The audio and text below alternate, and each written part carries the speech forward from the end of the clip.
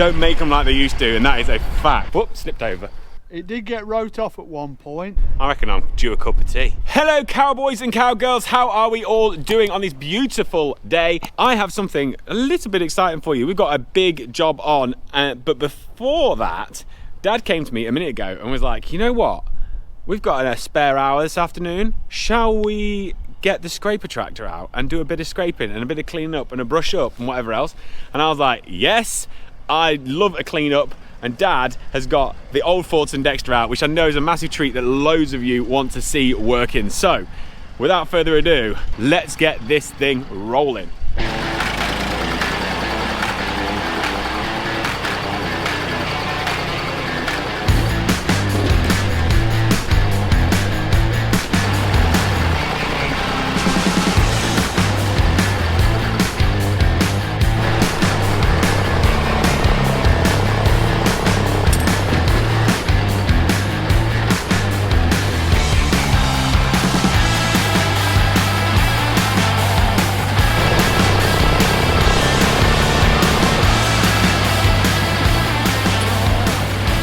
Now, I'm pretty sure that that tractor is older than the man who's sitting on it.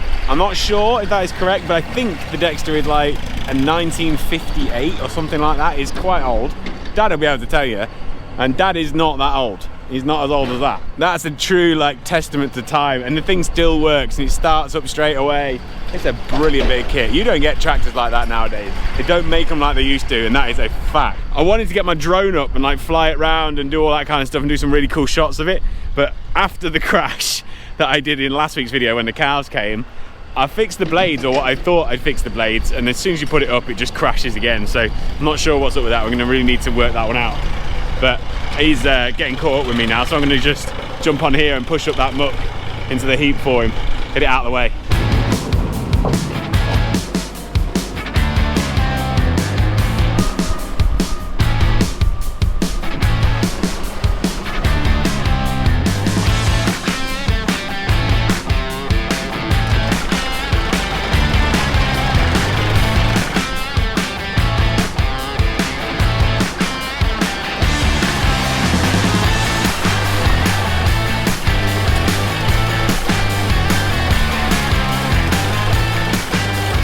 Dad's just parked up, so we're going to go over here and we're going to get a bit of a history about this Dexta, because I'm pretty sure we've had it a long time, but I don't think we had it from new. Whoop, slipped over.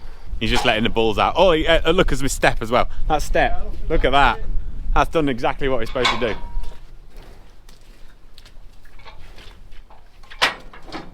Right, go on then, Dad. Tell us about that. Tell us.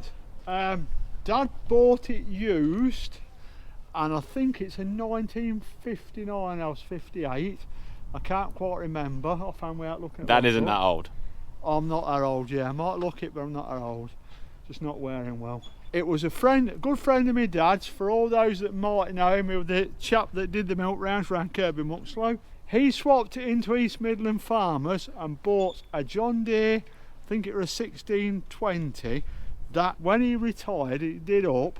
I don't know, he's now passed away, and I presume it's still in his family somewhere, but I wouldn't know. Dad swapped a Major in, and they had this, so they did like a three-way swap, and that's history of where it came from. Before we came here, we were farming on an estate, and I think we were farming in a bigger way than what we're farming now. Yeah, as big as what we are now then. But back then, in like the 50s, but my granddad had a good year and he bought two brand new Majors, and I presume the year before he came here, bought two brand new tractors.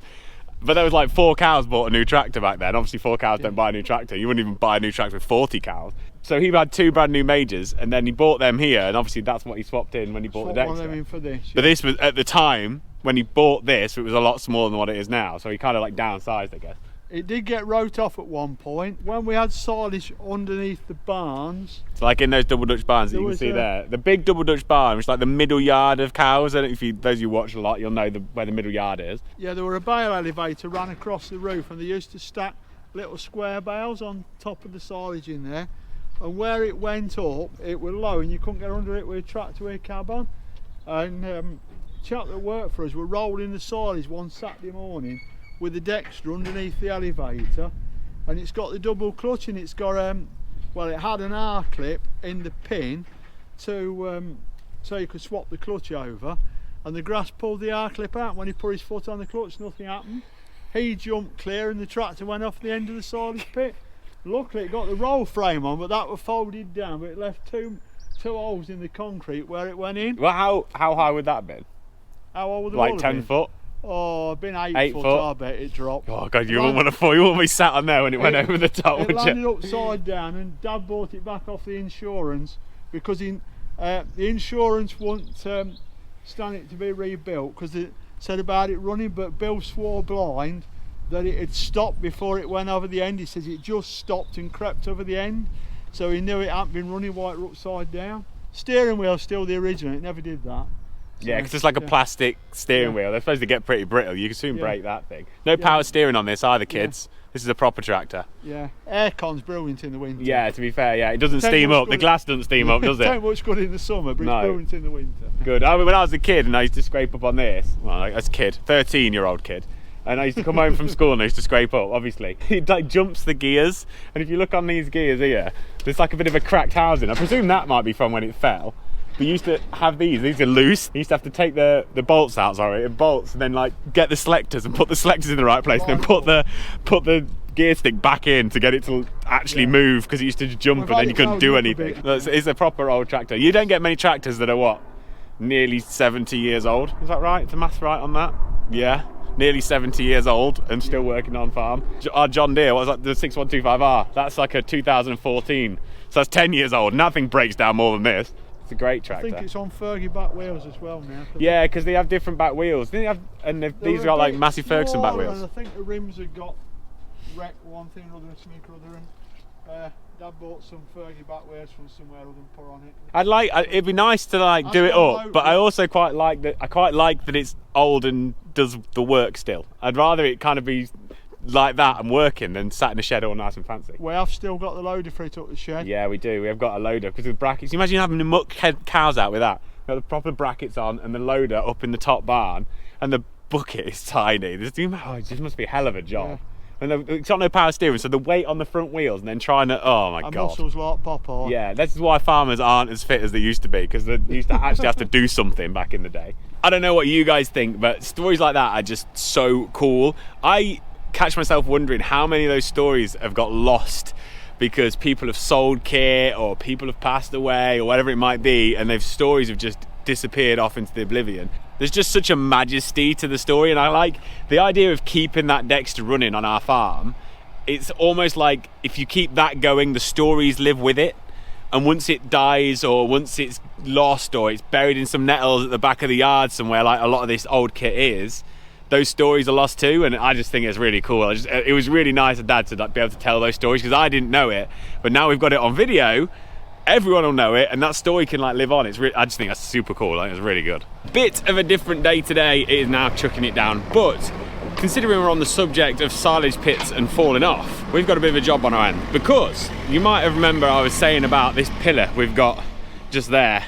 That is, well, it's snapped off at the bottom. It snapped off at the bottom last time we put some silage in the pit. Now, we only really use the pit now for muck, but last time we put silage in there, we'd got a fodder beet that we'd lifted in April because it was a winter like this and we couldn't get it up until later because it was just too wet and we were making a right mess. We didn't feed much of it to the cattle because we didn't have enough cattle at that point to feed it to. And someone said, why don't you clamp it? So we put straw down, chopped it all, put it in here, and then put a layer of silage over the top. So first cut went over the top of it. I was up there on the telehandler, which Dad's just bringing. I was rolling up and down this edge, right on the edge. And obviously the cab is this side as well. And this pillar snapped. I shit myself. It was not a pleasant experience. I thought I was going to be over, to be honest. This pillar, we've not been pushing anything against it for a while. That's why these sleepers are out, because these sleepers all fell out at the time. And now we're actually going to take it out and we're going to put a new pillar in its place so that we can actually put muck right up against this side, because we're getting bunged up for muck and we need to get some muck out.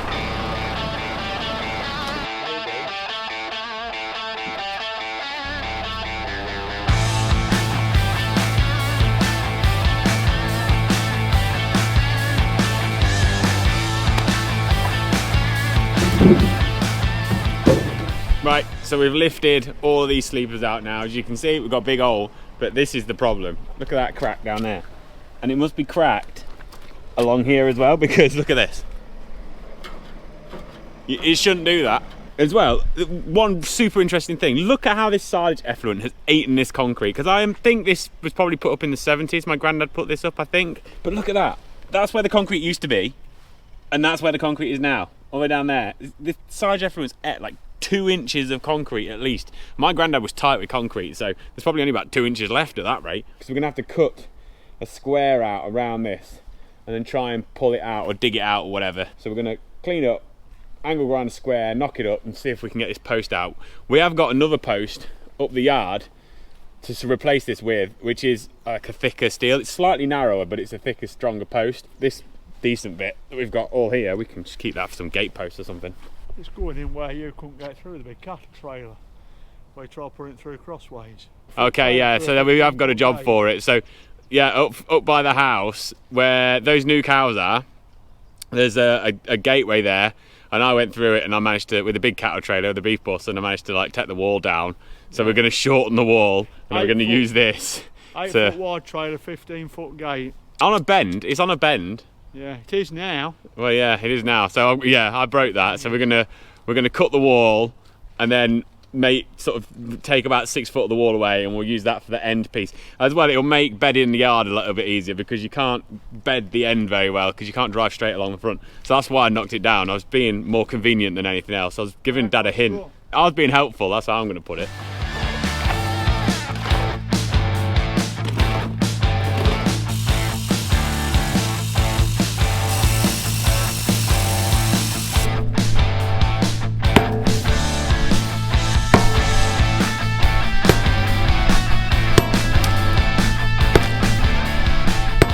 I think I've done my granddad an injustice slagging off his concrete laying skills. This must be the one part of the farm where he actually laid it deeper than 4 inches, because that is taking some knocking up.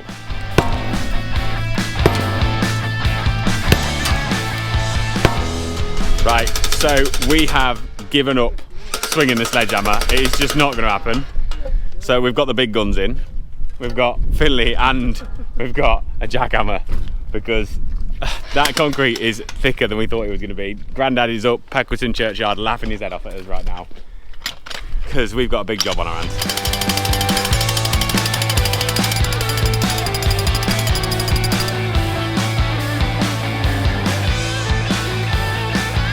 Oh, right, so we got to the bottom of it. Finley was like a man possessed on that jackhammer.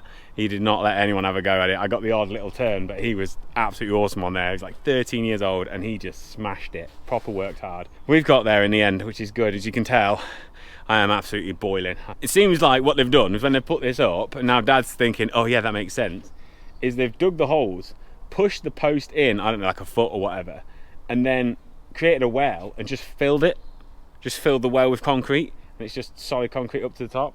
So that goes to a lesson to you. Anybody who's got your dads and granddads still alive, ask them as many questions as you can possibly think. As I was saying earlier, all the stories that disappear with old kit, it happens with old people as well. I used to spend loads of time with my granddad, and I know so many things that my granddad has told me about what's happened over the years and things that he's done. I never asked him how that post was put in. If he was here now, the first thing we'd have done is we'd have rang granddad and gone, how did you put up that silage pit? And he'd have said, you know what, you're going to need a jackhammer to get that out. We would never even tried with the sledgehammer. So it's a lesson to your kids. If your grandparents are around, spend some time with them and learn everything, because you will need to know it one day.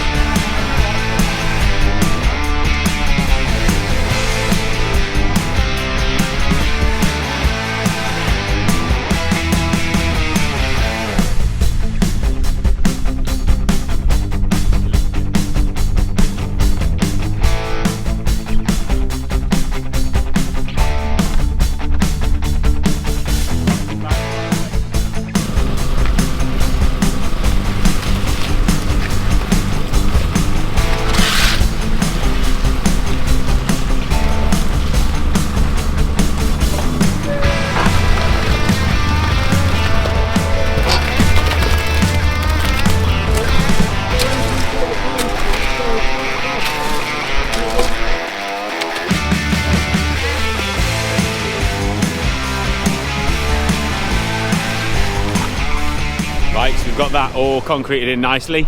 We'll leave them woods in place, that'll hold it whilst it dries. Dad's just gonna go and empty the sand out of the bucket. Oh, that has been a challenge. That has been a bigger job than we thought it was gonna be. But I'm glad to have it done, to be honest. We'll let that set, then we'll take these things down, we'll get that pillar painted. I actually want to get all the pillars painted, but I don't know if we'll get around to it. We'll get that painted at least. Then we'll drop the sleepers in, and we can actually cart some muck, which would be dead nice. I reckon I'm due a cup of tea.